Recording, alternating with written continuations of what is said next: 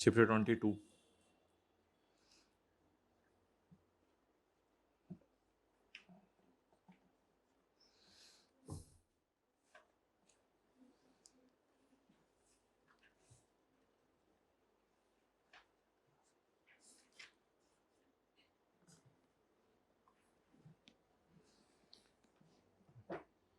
Page number 629, question 50 का ए।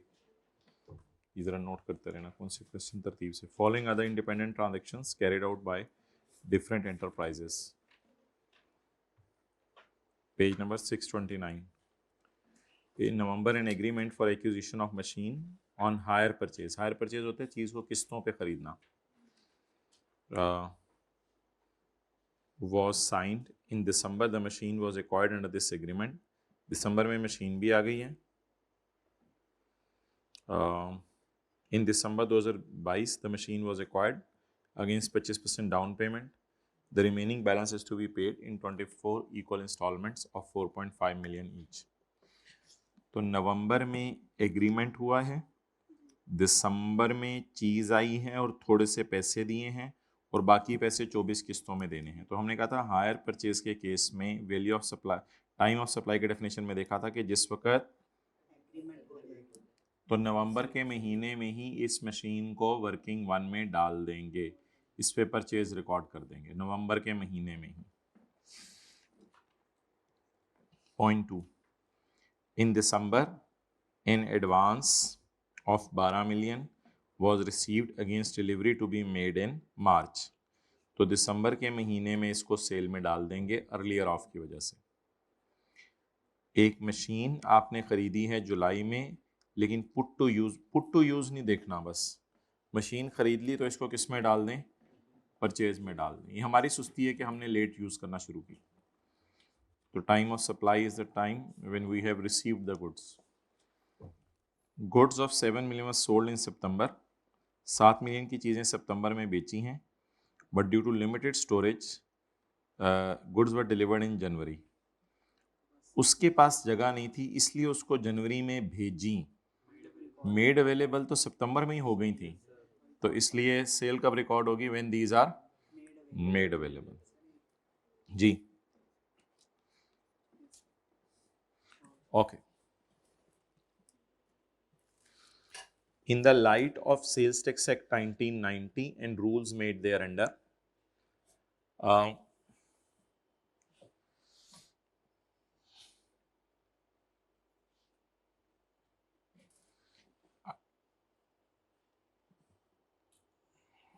Pause करना भाई था।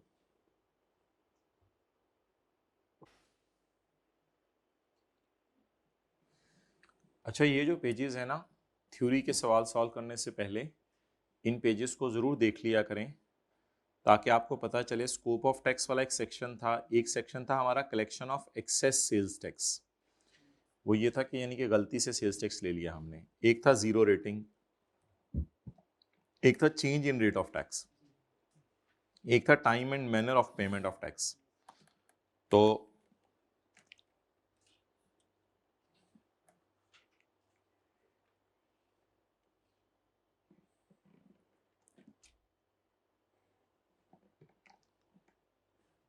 ये तो कुछ डेफिनेशंस है ना, इनका तो अलग अलग पता होना जरूरी है।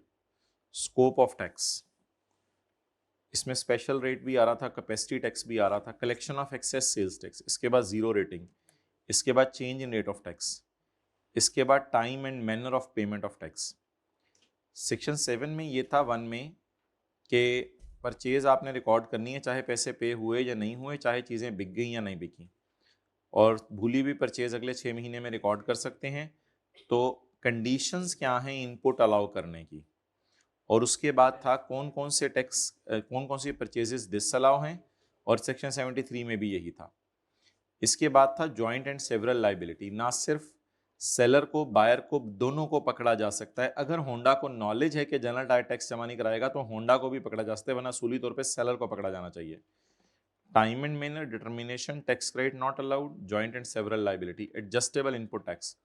एडजस्टेबल इनपुट टैक्स ये था कि आप टैक्स की एडजस्टमेंट करवा सकते हैं, मतलब ये कि 90% रिस्ट्रिक्शन जैसे कैरी फॉरवर्ड करते रहें और जब जून का महीना आ जाए तो अगस्त में अपने ऑडिटेड अकाउंट्स जमा करवाएं और रिफंड ले लें जाके। ये वो होता था जो कैरी फॉरवर्ड कर रहे होते थे हम इनपुट्स। और उसके बाद इसके अंदर ये भी पढ़ा था हमने रिफंड ऑफ इनपुट टैक्स में कि जीरो रेट का रिफंड कैसे होता है। तो जीरो रेट का रिफंड हमने कहा था कि रिफंड एप्लीकेशन जमा करवाएंगे, उसके 45 दिनों में रिफंड हो जाया करेगा। अच्छा जी, limitations for issuing orders in certain cases, तो ये इंशाल्लाह हमने चैप्टर 15 में भी पढ़ना है। Assessment of tax and recovery of tax not levied, short levied और एरोनियसली रिफंडेड। इधर हमने पढ़ा था कि अगर एक बंदा 3-4 जुर्म कर दे तो उसको पहले आएगा शो कॉज नोटिस और फिर उसके घर आ जाएगा असेसमेंट ऑर्डर। असेसमेंट ऑर्डर उसके बाद कितने अरसे में असेसमेंट ऑर्डर आएगा ये हमने पढ़ा था। ये इंशाल्लाह अभी सारा रिवाइज होना है सेल्स टैक्स इनकम टैक्स में। असेसमेंट्स इंशाल्लाह ये वाली आपको ऐसे हलवा लगनी है करने के बाद, जैसे ये बेस्ट जजमेंट असेसमेंट आज पढ़ी है। तो उसके बाद short paid amount recoverable without notice, ये था कि रिटर्न में आपने टैक्स शो किया है 10 रुपए लेकिन जमा करा के आए हैं 8 रुपए, 9 रुपए, 7 रुपए, तो इसमें आपको नोटिस नहीं आएगा। उसके बाद था assessment giving effect to an order, ये तो मेरे ख्याल से best judgement assessment, short paid amount recoverable without notice, ये कोई पुरानी चीज़ है, ये आपकी किताब में भी है देखें। Assessment giving effect to an order, ये तो delete, assessment giving effect to an order. अच्छा, आपकी किताब में तो नहीं लिखी हुई, इस सफ़े पे लिखी हुई है, इसे ख़त्म कर दें, ये नहीं है ऐसी कोई चीज़। अच्छा, एग्जेम्पशन, एग्जाम कौन कौन सी चीज़ें एग्जाम्प्ट है? जीरो और एग्जाम्प्ट में फ़र्क। Discontinuance of gas and electricity connections, registration किस किस ने अपने आप को रजिस्टर करवाना है, ये तो अलग बहस है कि किस किस ने डी रजिस्टर करवाना है, किस किस ने अपने आप को री रजिस्टर करवाना है। रिकॉर्ड्स कौन से रखने हैं और रिकॉर्ड्स को रिटेन कब तक रखना है, भाई ये तस्वीर खींचो। और अगला सेक्शन था रिकॉर्ड्स के बाद इन वॉइसेस, रिटेन कब तक रखना है। और नहीं, ये सेक्शन 25 का भी नाम बदल गया हुआ है ना, सेक्शन 25 का नाम क्या है? ऑडिट। सेक्शन 25 का नाम क्या है? ऑडिट। तो ये माजरत, ये शायद आपकी किताब में भी गलती है, ये वाली भी होगी फिर तो। उसके बाद ड्राइंग ऑफ सैंपल्स, शायद आपको याद हो, सैंपल्स ड्रॉ करना, transaction between associate, fair market value पे डालनी है, रिटर्न्स जमा करवाना, एक्सटेंशन फॉर फाइलिंग रिटर्न। इसके बाद 3 किस्म की रिटर्न्स थी, स्पेशल, फाइनल, और एक थी जो अगले चैप्टर में है वो है एनुअल। 4 रिटर्न्स हैं, नॉर्मल, स्पेशल, फाइनल और एनुअल। स्पेशल तो कमिश्नर किसी को भी कहेगा जमा करवा दो, फाइनल रिटर्न जो अपने आप को डी रजिस्टर करवा रहा है, एनुअल रिटर्न कंपनीज ने सिर्फ जमा करवानी होती है, और एक मंथली रिटर्न है नॉर्मल। तो ये जरा देख के पता होना चाहिए। मिसाल के तौर पे जब आप change in rate of tax zero rating देखें तो आपको पता होना चाहिए कि इसमें जीरो रेट वाली चीजें भी हैं और उसकी एक्सेप्शंस भी हैं, ताकि आपको पता हो कि क्या क्या लिख के आना है। और इसी के साथ जो अगला चैप्टर है हमारा, उसमें ये तो ज़रा ज़्यादा आसान है, इसमें कुछ ज़्यादा चीज़ें भी नहीं है। एप्लीकेशन फॉर रजिस्ट्रेशन, और उसके बाद temporary registration, compulsory registration, change in particulars of registration, transfer of एक इलाके से दूसरे इलाके। अगर आपको ऑनलाइन एप्लीकेशन नहीं देनी आती तो कमिश्नर को दे दें। Cancellation of registration, D registration. D registration के सवाल आज मैं आपको दिखाऊंगा, 2 आते हैं। कौन कौन अपने आप को डी रजिस्टर करवाएं, कैसे डी रजिस्टर करवाएं। और उसके बाद ब्लैक लिस्टिंग और सस्पेंशन है। And in the end filing of annual sales tax return है, इलेक्ट्रॉनिक फाइलिंग है रिटर्न्स की। और उसके बाद वो हमारे 4 सिनेरियोज हैं, और उसमें adjustment of debit credit note भी है, और उसके बाद डिस्ट्रक्शन ऑफ गुड्स है, और इसके बाद रेजिडुअल इनपुट टैक्स और रेजिडुअल इनपुट टैक्स क्रेडिट के अंदर जो फर्क आता है वो है। तो इस तरह जरा अगर थोड़ी सी चीजें पता हों, यानी कि इधर नजर मार के अगर चीजों को देख लें तो फिर थोड़ा सा अंदाजा हो जाया करेगा कि किस सेक्शन में क्या क्या लिखा हुआ है। बहरहाल फिलहाल वापस आ जाएं 50 का भी। सेल्स टैक्स एक्ट की रोशनी में, सेल्स टैक्स रूल्स की रोशनी में नहीं, सेल्स टैक्स एक्ट की रोशनी में, यानी चैप्टर 20 की रोशनी में, चैप्टर 21 की रोशनी में नहीं। चैप्टर 21 है सेल्स टैक्स रूल्स और चैप्टर 20 है sales tax act. And rules made thereunder, और 21 की रोशनी में भी चैप्टर 20 की रोशनी में भी 21 की, लेकिन जरूरी नहीं कि दोनों चैप्टर में से उसने टेस्ट किया होगा। तो सवाल पढ़ लेते हैं क्या है। सवाल तो जो जनरल से बता दिया, 20 के दोनों में से कहता है, मैं पूछ रहा हूं। Identify the situations under which an inland revenue officer may recover the sales tax from person without issuing him a. अब ये सेक्शन की हेडिंग है, ये सेक्शन की हेडिंग है short paid amount recoverable without notice. ये पूछ रहे, एक तो बताएं सिचुएशन क्या है, और दूसरा बताएं प्रोसीजर फॉर रिकवरी क्या है। सिचुएशन बताएं और प्रोसीजर फॉर रिकवरी बताएं। अच्छा, अगर आपने रिटर्न पे कोई और अमाउंट लिखी हो और आप जमा कोई और करवाएं तो आपको नोटिस दिए बगैर शॉर्ट पेड अमाउंट जमा करवानी पड़ेगी। ये पेज 584 पे लिखा हुआ था।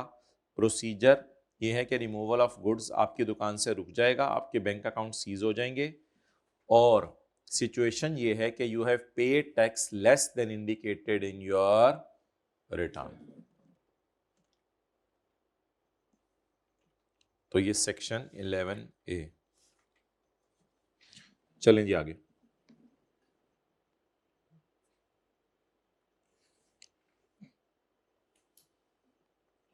Under the Provisions Sales Tax Act 1990, explain whether following persons are required to be registered. ये रजिस्ट्रेशन अभी मैंने आपको दिखाया था, that is on page number 584।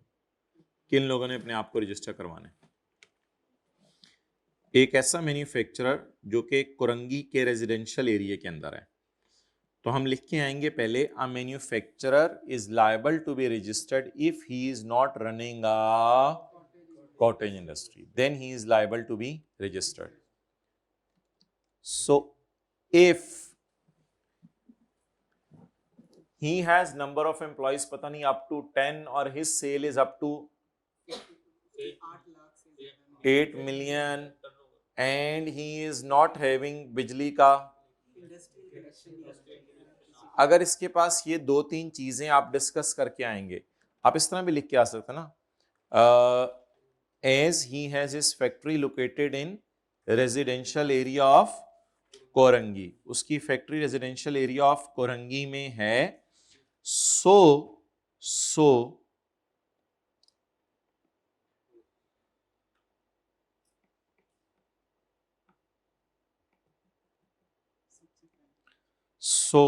if he has no industrial gas or electricity connection and he has labor force up to 10 and he has annual sale not exceeding 8, then he will be considered as cottage industry and he will not be liable to be, otherwise he will be liable to be।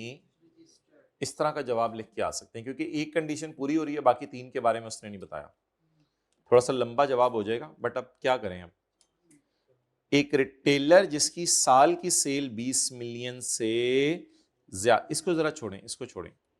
Point 4, an exporter of taxable goods, एक exporter है जो taxable goods को export करता है, एक exporter है जो taxable goods को एक्सपोर्ट करता है।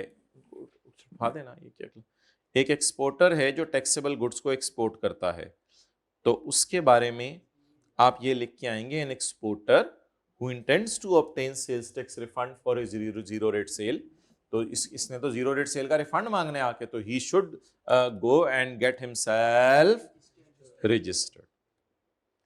एक डिस्ट्रीब्यूटर है जो एग्जेम्प्ट सेल कर रहा है, एक डिस्ट्रीब्यूटर है जो, बताएं आप क्या करें, डिस्ट्रीब्यूटर है एग्जेम्प्ट सेल कर रहा है, डिस्ट्रीब्यूटर है एग्जेम्प्ट सेल कर रहे हैं, क्या करें, क्या करें? नहीं, असल में इसकी सेल ही एग्जेम्प्ट है। Every person engage in making taxable sale is required to be registered, he is making, बोल रहे कौन सी sale, so he is not liable to B.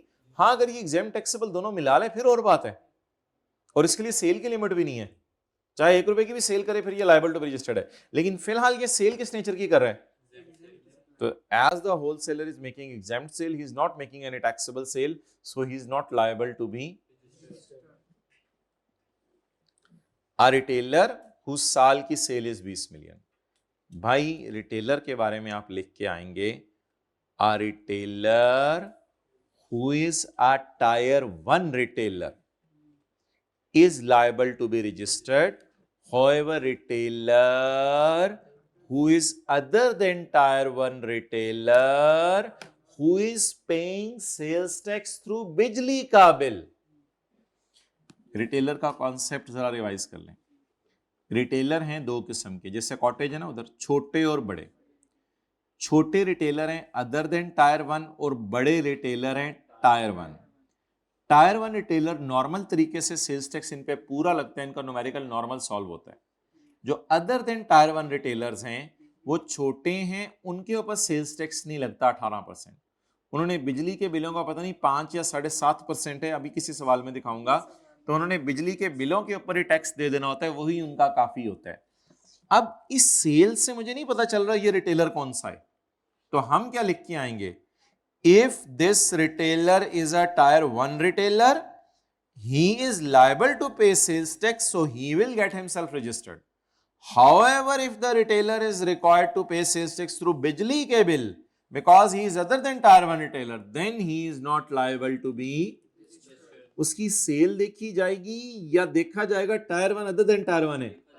अब हमें नहीं पता tyre 1 other than tyre 1 retailer कौन से हैं, टायर के स्पेलिंग टायर 1 ना लिखाइएगा। अब देखा नहीं जाएगा कि हमें नहीं पता कि टायर 1 कौन से होते हैं, इसलिए 20 मिलियन से मुझे तो कुछ नहीं पता चला, इसलिए दोनों बातें लिखाएंगे कि अगर ये टायर 1 है तो रजिस्टर करवा ले, अदर देन टायर 1 है तो रजिस्टर ना करवाए।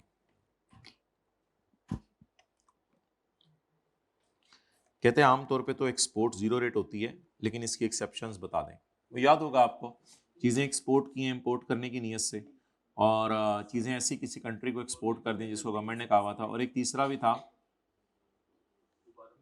चीजें आपने एक्सपोर्ट करने की नीयत की बट आर नॉट एक्सपोर्टेड, लेकिन एक्सपोर्ट नहीं हुई। याद आ रहे हैं? तो ये तो वही है सेक्शन 4 आसान सा, सही है। अच्छा, क्वेश्चन 48 का A, under the sales tax act briefly discuss the chargeability of sales tax. Sales tax कैसे चार्जेबल होगा रिटेलर्स पर? चार्जेबिलिटी, रिक्वायरमेंट ऑफ रजिस्ट्रेशन नहीं, चार्जेबिलिटी। चार्जेबिलिटी के लिए याद रखिएगा, चार्जेबिलिटी के लिए हमारे पास स्कोप पैरा होता है, स्कोप पैरा, जिसमें स्कोप बताया जाता है चीजों का कि ये चीजें चार्जेबल हैं या नहीं। तो स्कोप पैरा में आके देखें सेक्शन 3 में कि रिटेलर्स के टैक्स के बारे में क्या स्कोप बताया गया है। ये इस तरह चार्जेबल होगा, टायर 1 वाले 18% पे दे देंगे, और जो अदर देन टायर 1 है ये बिजली के बिल पे 5 और 7.5% दिया करेंगे। तो ये कोई 4-5 नंबर का सवाल था। सेक्शन नंबर 3 का 9, ये फिर 18% नहीं देंगे। ये आखिरी लाइन अक्सर बच्चे पूछते हैं, दोबारा सुन लें। ये जो है the above tax on other than tyre 1 retailers, ये 18 नहीं है, ये 4 भी नहीं है, इनके अपने ही रेट हैं 5 और 7.5। वैसे आप रिटेलर्स के लिए एक और लाइन भी है एक जगह लिखी हुई, वो मेरी नज़र में कोई इतनी इंपॉर्टेंट तो नहीं है, लेकिन अगर किसी ने लिख के आनी है तो रिटेलर्स के लिए एक और लाइन भी एक जगह पे लिखी हुई है। वैसी बात कर रहा हूँ पेज 581 पे के, अगर टायर 1 रिटेलर अपने आप को इंटीग्रेट नहीं करवाता तो उसके क्या कॉन्सिक्वेंसेस हैं, क्योंकि टायर 1 तो बड़ा रिटेलर है ना, और अगर अपने आप को इंटीग्रेट ही नहीं करा रहा है FBR से, तो इसका टैक्स फिर 60% रिड्यूस कर दिया जाएगा। ये लाइन अगर खींच तान के लिखनी है तो ये भी चार्जेबिलिटी के एतबार से लिखी जा सकती है, 8B का 6, बट नॉट सो इम्पोर्टेंट। लेकिन ये 8B का 6 अलग से 1-2 नंबर का सवाल आ सकता है कि एक बहुत बड़ा रिटेलर है और उसके हम मिन्नतें करें। छोटे रिटेलर्स की टेंशन ना लिया करें, उनको बिजली के बिलों में डाल के भेज देंगे, उनकी टेंशन ना लें। बहुत बड़ा रिटेलर है, अपने आप को FBR के सिस्टम से इंटीग्रेट नहीं करवा रहा, तो उसको सजा क्या मिलेगी। तो रिटेलर के बारे में अब 3 जगहों पे आपने चीजें पढ़ ली।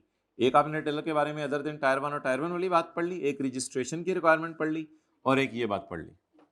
तो ये अगर आपने लिखना है तो लिख लें, लेकिन कोई खास इसका जरूरी नहीं। 8b का 6।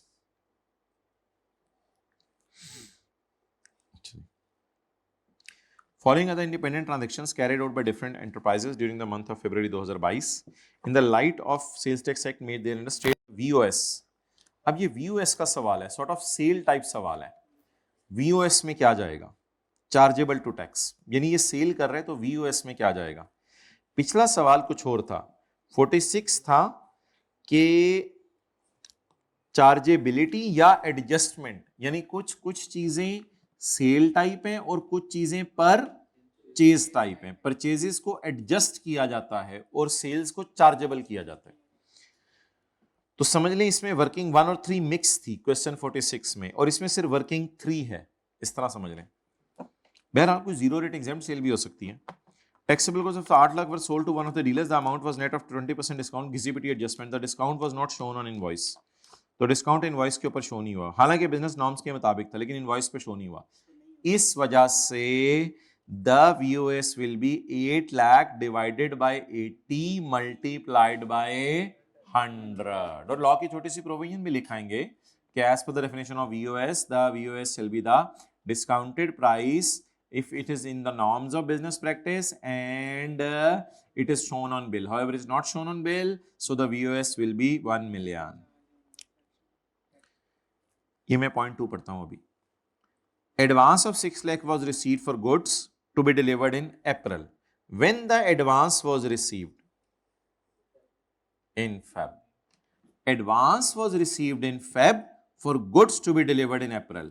So as per the definition of time of supply, the time of supply is the earlier of when the cash is received or when the goods are delivered. So 6 lakh is the value of supply to be chargeable in the month of February. इसको chargeable कर दें तो इस adjustment में chargeable है 6 लाख, इसमें chargeable है 1 million और इस एडजस्टमेंट में चार्जेबल है 6 लाख। 1000 यूनिट है थर्ड शेड्यूल वाले, ये बेचे हैं मैंने 5000 के, वैसे इनकी रिटेल प्राइस 6000 है। In case of goods falling under third schedule, हमारा जो स्कोप पैरा है, स्कोप सेक्शन है, वो ये कहता है कि ये वाली अंग्रेजी लिख के आए, for supply specified in third schedule tax shall be charge at retail price, therefore the value of supply will be 1000 into 6000. New parts of 12 lakh were issued free of cost to replace the defective parts under warranty. इसकी English लिखना सीख लें, लिखें replacement of parts under warranty is not a separate supply, so nothing is chargeable. Zero, working 3 में zero लेके जाएंगे, लिखें जरा। इट इज नॉट अ, बल्कि क्या था, हाँ, replacement of defective parts under warranty, बोले इज नॉट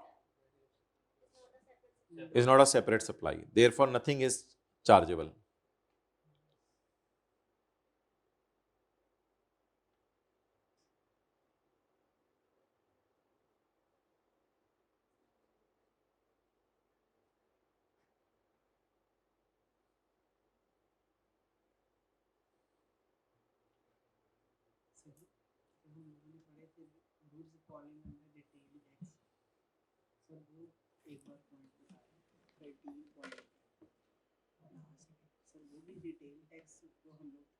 वो वही है उसका कह दिया था, वो सेम है।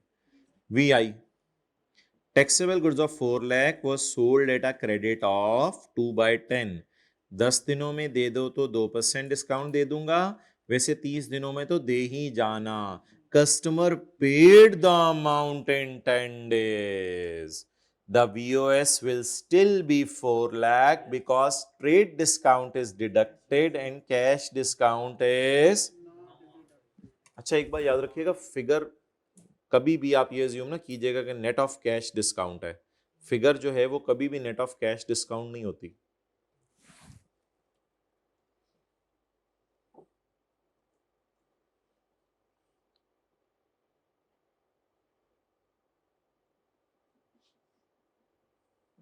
Okay,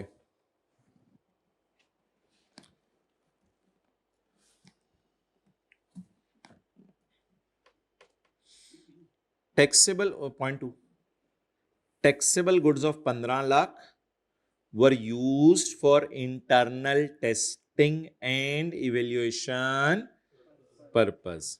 40% of these goods were locally purchased, while remaining 60% were on manufactured. 60% were on manufactured. अच्छा भाई, हुआ ये कहाँ घुस गया तू? हुआ कुछ ऐसे है कि मेरी लैब के अंदर मुझे टेस्टिंग मटेरियल चाहिए था,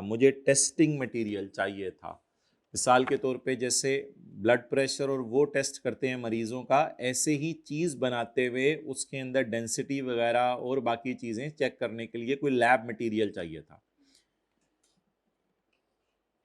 15 लाख का लैब मटेरियल मैंने इस्तेमाल किया है, यानी यूज की है, बस 15 लाख का लैब मटेरियल मैंने इस्तेमाल किया, ये फिक्स एसेट टाइप चीज है। 40% मैंने परचेज करके अपनी लैब में इस्तेमाल किया है, तो 40% मटेरियल यानी कि माइक्रोस्कोप वगैरह बाकी चीजें मैं परचेज करके लाया और परचेज करके लैब में इस्तेमाल कर ली, तो वर्किंग 1 में जाके इसको डेड करेंगे, क्योंकि ये मेरी परचेज है, ये मशीन की परचेज नहीं है और इलेक्ट्रॉनिक कैश रजिस्टर नहीं है। टेस्टिंग मटेरियल मशीन नहीं होता, तो इसलिए ये परचेज है। इसकी डिस्कशन करके ही नहीं आनी, वो पूछ रहे चार्जेबल क्या है, यानी सेल में क्या जाएगा।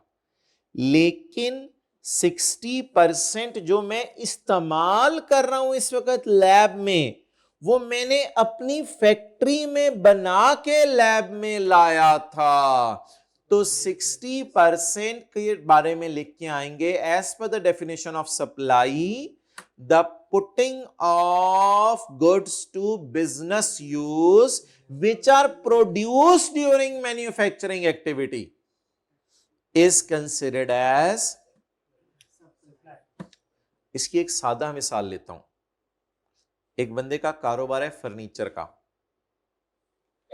2 कुर्सियां उसने बाहर से खरीद के रख ली खुद बैठने के लिए, तो ये परचेज ऑफ फर्नीचर डेड हो जाएगा, क्योंकि ये कुर्सियां बेचने के लिए नहीं है। और 3 कुर्सियां अपनी फैक्ट्री में बनाकर अपने शॉप पे लाके लोगों के अपने और बैठने के लिए रख ली। अल्लाह का शुक्र है ये हमारी सप्लाई है, ये हमारी सप्लाई है, क्योंकि मैंने putting to business use of goods produce during. जी, ये मिसाल अगर क्लियर होगी तो आगे चलते हैं, ठीक है। और कई इसकी मिसालें जो है वो ली जा सकती हैं। डॉलेंस वाले एसी बनाते हैं, 2 एसी डॉलेंस वालों ने हायर के खरीद के अपने दफ्तर में कहीं लगा लिया, तो एसी वो लोग यूज कर रहे हैं, ये परचेज डेड हो जाएगी वर्किंग 1 में। लेकिन 3 एसी अपनी फैक्ट्री में बनाकर ओन मैन्युफैक्चर करके अपने दफ्तर में दूसरी दीवार पे और भी लगा दिया ताकि ठंड अच्छी हो जाए, तो ये किसकी डेफिनेशन में फॉल करेगा? सप्लाई। तो पहले वाले की परचेज डेड होगी और दूसरे वाला सेल में रिकॉर्ड होगा। सो सप्लाई के अंदर जाएगा 15 लाख ज़रब 60%, डेट इज वीओएस, वर्किंग 3 में जाएगा। ओके, नेक्स्ट ये आगे चलें। Under the sales tax briefly describe the temporary registration. ये तो हमने पढ़ ली थी, रूल नंबर पता नहीं कौन सा था, 5A था। टेम्परेरी रजिस्ट्रेशन के बारे में सारी बातें आपने करके आनी है।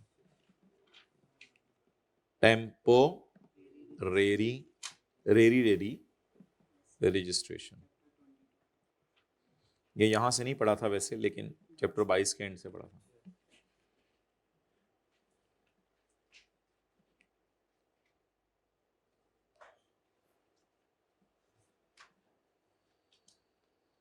ये मैं जरा नॉर्मल क्लास में डिस्कस करूंगा।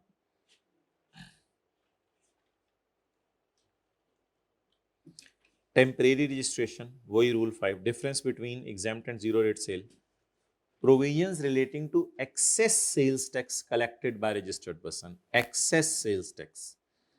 अब excess sales tax collected by registered person का ये सेक्शन है प्रॉपर, सेक्शन 3B। वो जो मैंने कहा था दुकानदार ने गलती से 100 वाली चीज 119 की बेच दी 118 की बजाय, तो ये सेक्शन नंबर 3B। क्वेश्चन 39 लिख लो पूरा। अच्छा, वो 39 ये लिख लो। Under the provision of sales tax act 1990, sales tax act 1990 की रोशनी में goods exported shall be charge to tax at the rate of 0%, list the exceptions to the general rule. इसकी एक्सेप्शन बतानी है, ये नहीं बतानी कौन सी जीरो रेट है। तो सुबह सुबह बात हो गई थी, जो एक्सपोर्ट की थी लेकिन री इंपोर्ट करने की नीयत है और सारा। Where sales are made to registered person, जिसने अभी तक रजिस्ट्रेशन नहीं ली, उस पे 4% फर्दर टैक्स लगा करेगा 18 के अलावा। List exceptions to this general rule, इस जनरल रूल की एक्सेप्शंस बताएं। तो जरा जाके देखते हैं ये कहां लिखा हुआ था। ये आपके यहां लिखा हुआ था,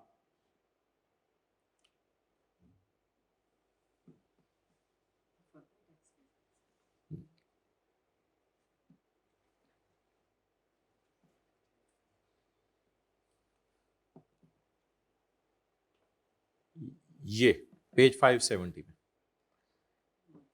4% लगेगा further. List the persons on which further tax is not chargeable. इसमें से कोई 2-4 लिखाने थे, अगर याद रह जाते। पेज 570 वाले,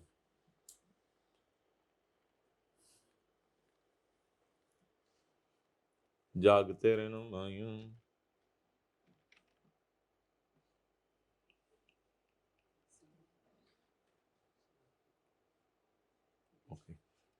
Concept of provisional and final adjustment in relation to apportionment of input, ये हमारे सिलेबस की आखिरी 2 लाइनें कि हर महीने जो इनपुट की एडजस्टमेंट होती है वो कच्ची है, लेकिन न्यूमेरिकल में हम कच्ची वाली ही करते हैं, अल्लाह का शुक्र है। साल के एंड पे कौन सी एडजस्टमेंट करेंगे? पक्की। पेज नंबर 611 पे।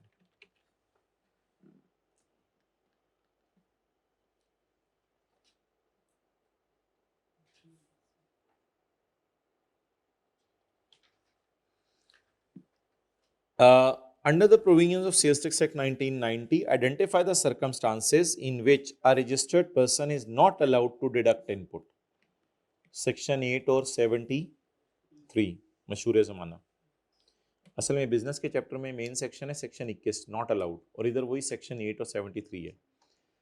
A registered person may be liable for deregistration. Identify the circumstances when a registered person is liable to be deregistered. जब एक रजिस्टर्ड बंदा अपने आप को क्या करा ले, उसके सर्कमस्टांसेस बताएं, उसका प्रोसीजर नहीं बताना। जब उसका कारोबार बंद हो जाए, जब उसकी सेल एग्जेम्प्ट हो जाए, ये सारा। ये कौन सा था? रूल नंबर 11 का 1।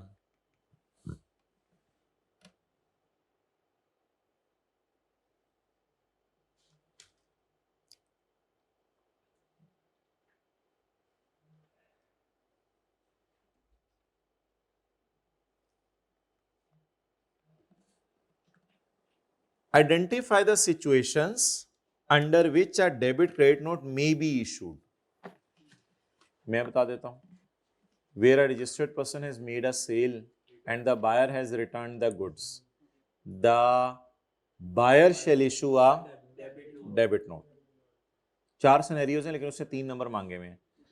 Where unregistered customer has returned the goods, the seller shall issue a credit note. Where for any valid reason the value of supply or amount of sales tax has increased, the seller shall issue a, और आखिरी scenario पे लिखेंगे कोई मसला नहीं, where for any valid reason the VOS has decreased or sales tax, the seller shall issue a credit note, and in response to that the buyer shall issue a as an acknowledgement. ये सारा लिख के आएंगे,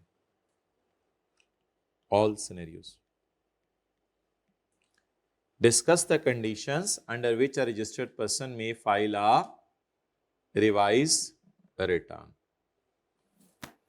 ये ना आपको chapter 20 में मिलेगा, revise return.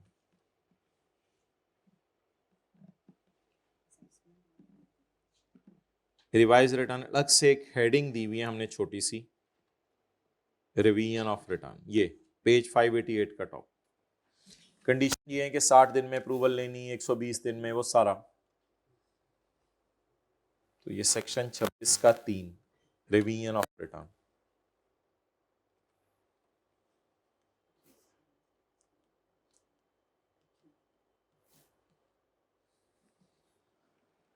Discuss the rules relating to electronic return. Electronic return, electronic return तो हमारा पूरा सेक्शन है, दैट इज ये इलेक्ट्रॉनिक रिटर्न, पेज 604। अच्छा, ये 3 नंबर का इसलिए था कि पहले इसमें ये 3 लाइनें होती थी, अब 2-3 और डलगी में अगर आएगा तो 6-7 नंबर का आएगा। रूल 18। अच्छा देखें, लिखा हुआ इसने एज पर रूल्स बताना है बस जवाब। तो चैप्टर 20 में से सवाल है, 21 में से, 21 में से 20 सेल्स टैक्स एक्ट है और रूल्स वाला 21 है। Identify the situations in which a registered person is liable to be deregistered and state the steps involved in deregistration on his own initiative. State the steps involved in deregistration. तो इसमें कौन कौन डीरजिस्टर होंगे, वो तो यही वाले लोग हैं। स्टेप्स इन्वॉल्व ये है कि he shall apply to commissioner having jurisdiction for his registration, the commissioner on receiving application। ये लफ्ज ना लिखेगा on his own initiative, commissioner ने नहीं किया, टैक्स पेयर ने अप्लाई किया, तो ये लफ्ज छोड़ दीजिएगा। The commissioner will issue an order within the letter of this and this, commissioner will complete the audit proceedings, person will be dealing, liabilities shall not be cancelled before due। सारा लिख के आएंगे। ये प्रोसीजर है D registration का या steps involve हैं, एक ही बात है, स्टेप्स इन्वॉल्व है या प्रोसीजर। ओके, मैन्युफैक्चरर कौन कौन है, ये तो उसकी डेफिनेशन दी हुई है। ओ, ये सवाल नहीं किया हुआ हमने, तो वेरी इंपॉर्टेंट क्वेश्चन, ये कल की क्लास में आती, याद करवाइएगा, this is very important question. अच्छा जी, ये 22 का बी, कल याद कराइएगा। Under the provision sales tax act 1990 and rules में identify the last date for filing of return.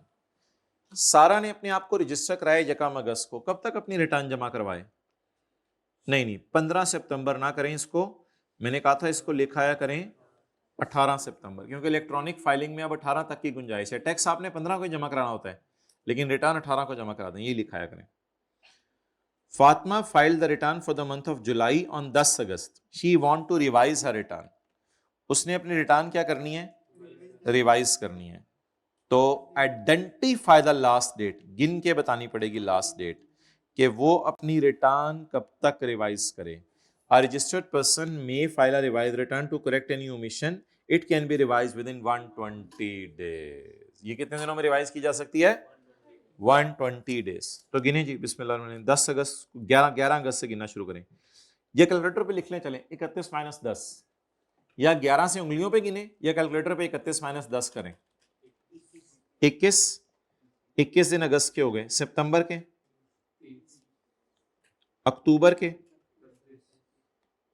मेरे ख्याल से अब तो बैलेंसिंग ले लें या एक और पूरा कर लें। अगस्त, सितंबर, अक्टूबर, नवंबर पूरा कर लें, फिर देख लो कहीं बढ़ तो नहीं गया 120 से। नहीं, दिसंबर के बताएं।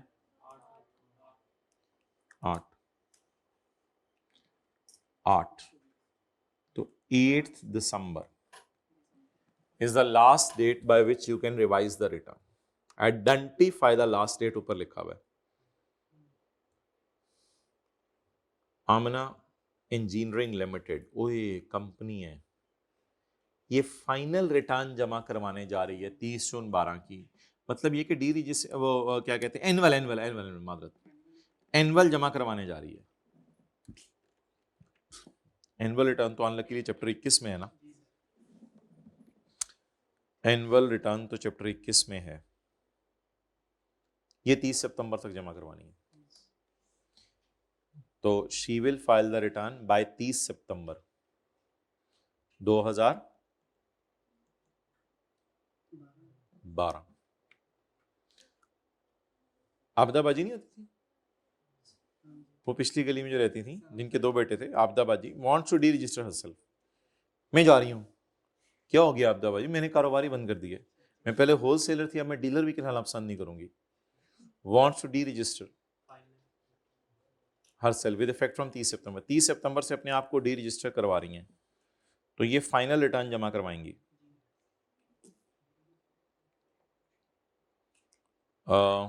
अ पर्सन अप्लाई शैल डी, तो लिखाइएगा पेपर में the time will be directed by commissioner. Date तो नहीं हम लिख सकते, ड्यू डेट नहीं दी हुई सवाल में, लॉ में। Time will be directed by commissioner.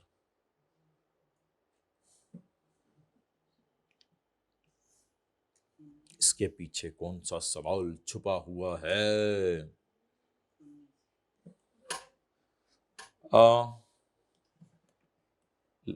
बस आखिरी सवाल ये आज का। Under what circumstances registered person becomes liable to be deregistered, also state the procedure for deregistration. वो सारा रूल 11 जो भी दिखाया था। Mr. Gohar has recently been registered as CST. He is engaged in the export and distribution consumer. Before filing the return, he wishes to obtain advice on the following matter. Point 3. Concept of provisional and final adjustment. Syllabus की आखिरी 2 lines. Consequences of non-payment of entire tax due as indicated in return. Consequences of non-payment of entire tax as indicated in return. भाई as indicated in return वाला जो para है वो एक ही जगह है पूरे लॉ में, और वो यहां पे है as indicated in return वाला पैरा।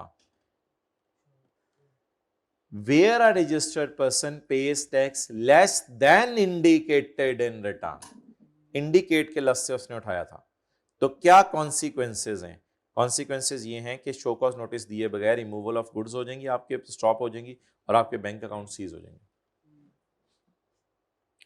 अच्छा, ये सवाल पास्ट में 2 दफा आया है, लेकिन वो और तरीके से आया है। वो इस तरीके से आया था कि शो कॉज नोटिस दिए बगैर क्या टैक्स रिकवर कर सकते हैं या नहीं। 2 दफा इस तरह आया है, लेकिन अब इस तरह नहीं आया। अब उसने पहली लाइन में से उठाया है, उसने कहा टैक्स मैंने पे करना है less than indicated in his, उसके लिए फिर आपको जो है वो यही वाला लिखना पड़ेगा, सेक्शन 11 ए। तो जो सवाल ऐसे हुआ करें ना जिसमें आपको लगे कि आपने कुछ लर्न किया, उनको जरूर ऐसे कुछ स्टार या कुछ डाल लिया करें। बाकी जो रूटीन में चल रहे हैं सवाल, उनको बेशक कुछ बंदा नहीं करता कि यार ठीक है ये तो। एलिजिबिलिटी फॉर रिफंड अगर इनपुट आउटपुट से बढ़ जाए, भाई इनपुट आउटपुट से बढ़ने की खाली जीरो रेट सेल रीजन नहीं है। जीरो रेट सेल में तो हमेशा ही इनपुट आउटपुट से बढ़ते हैं, नॉर्मल न्यूमेरिकल में भी इनपुट आउटपुट से बढ़ जाते हैं 90% रिस्ट्रिक्शन की वजह से। तो प्लीज जब भी कभी रिफंड का सवाल आएगा कि इनपुट का रिफंड लेना है, इनपुट के बारे में मैंने आपको बताया था कि 4 सवाल आते हैं, लेकिन आज मैं आपको बता रहा हूं इनपुट के बारे में 5-6 सवाल आते हैं। एक सवाल आता है कौन कौन सा इनपुट माइनस नहीं कर सकते, वो है सेक्शन 8 और सेक्शन 73। एक सवाल मैंने आपको बताया था इनपुट के बारे में आता है conditions for allowing input, input minus करने की शराइत। उसका जवाब मैंने आपको बताया था परचेज के केस में आपके हाथ में इनवॉइस हो, और इंपोर्ट के केस में पता नहीं बिल ऑफ गुड्स डिक्लेरेशन हो। और तीसरा सवाल मैंने आपको बताया था इनपुट के केस में कि भूली भी इनपुट कब रिकॉर्ड कर सकते हैं, वो अगले 6 महीने। चौथा सवाल मेरी तरफ से सुन लें कि इनपुट की जो एडजस्टमेंट है वो कच्ची और पक्की, प्रोविजनल और फाइनल एडजस्टमेंट्स क्या होती हैं, वो पोर्शनमेंट ऑफ इनपुट के नाम से आता है। वो सिलेबस की आखिरी 2 लाइनें। एक और सवाल आ सकता है, वो तो आसान है, इनपुट टैक्स क्रेडिट क्या है और इनपुट टैक्स रेजिडुअल इनपुट क्या है और रेजिडुअल इनपुट टैक्स क्रेडिट क्या है। ये एक छठा सवाल है जो कि रिफंड ऑफ इनपुट के बारे में आता है। रिफंड ऑफ इनपुट आ जाए तो दोनों बातें लिख के आइएगा, थोड़ा थोड़ा सा लिखाइएगा, छोटा छोटा सा करके।